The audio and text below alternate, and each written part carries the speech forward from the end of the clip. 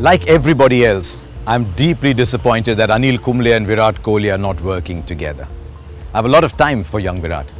I like his ferocity, I like his desire, I like his commitment, I like all that goes out along with him onto a cricket ground. But take those three words and replace the frame. Take out Virat Kohli, put in Anil Kumble, what do you see? Do you see ferocity? Do you see desire? Do you see commitment? You see all that and much more from a cricketer who became much, much bigger than most people thought he could by the sheer strength of his willpower. It was a match, a cricketing match that was made in heaven. The fire of a young man and the very organized ambition of the veteran. But it wasn't to be. And it's important to understand that it wasn't to be not because there was a clash of objectives, but because there was a clash of cultures. It can happen. Two people may not quite think on the same wavelength, they might not have the same approach, they might not get along, and there's nothing wrong with that. What disappointed me was the public spectacle it became.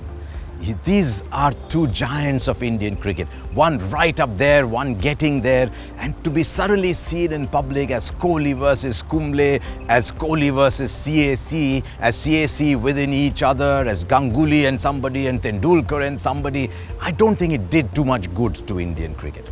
Sometimes when you've got figures like these, when you've got disagreements like these, the best thing is to nip it in the bud, to handle it very quietly and say, gentlemen, it's not working out. You've both been legends of the game. You've both got things to do. Let's quietly move on. And that is what disappointed me.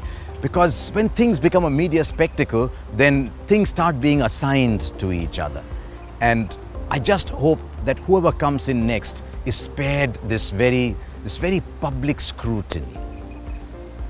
When there is a tussle between coach and captain, it's always the captain who wins. And even the great players who become coaches realize that, because when they were captains or great players, they knew that the coach is a behind-the-scenes person. Much like John Wright was, much like Gary Kirsten was, much like I thought Anil Kumble would be as well.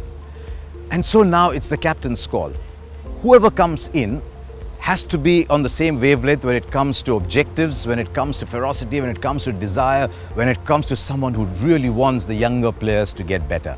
But I do hope that whoever becomes the next coach is able to be this elder brother that Indian cricket needs, occasionally putting an arm round, occasionally a little kick up the backside, and who's got ideas that are a little different. You can't only have one voice, one thought, one plan going around everywhere.